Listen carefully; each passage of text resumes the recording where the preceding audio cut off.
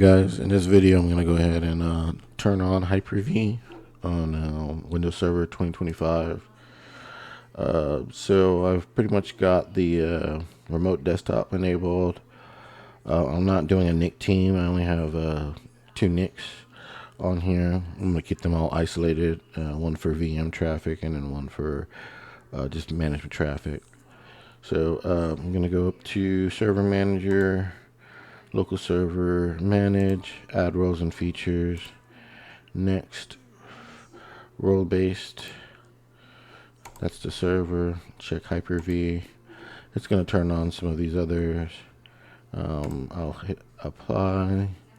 Next. Don't need anything else. So on the IPs here, let's see, IP config. So I've got 5.3 and 5.2. I'm going to use 5.3, which is, I guess, on just regular Ethernet. 5.2 is on Ethernet 2, so I'll leave that as Ethernet checked. I don't need any live migrations right now. That's fine. And where do I want to save the configuration files? So the VMs are going to be on a drive, G drive. On my G drive,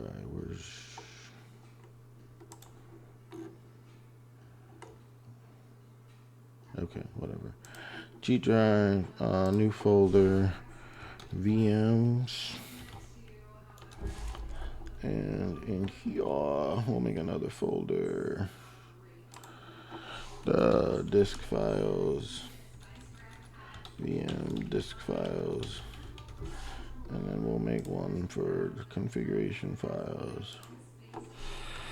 VM configuration files.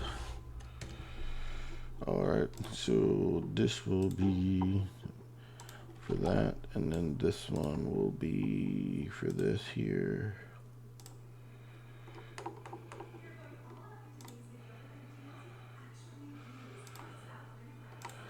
Perfect.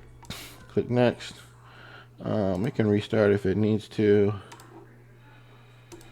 and we will roll with it. I'll be back.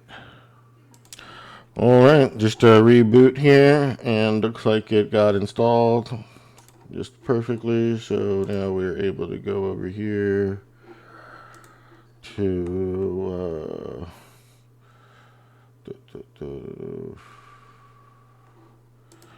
HyperV. HyperV Manager. I'll pin this to start, and I'll pin it to the taskbar. And now we've got our HyperV environment configured and set up, and I can start building some VMs. Thanks for watching.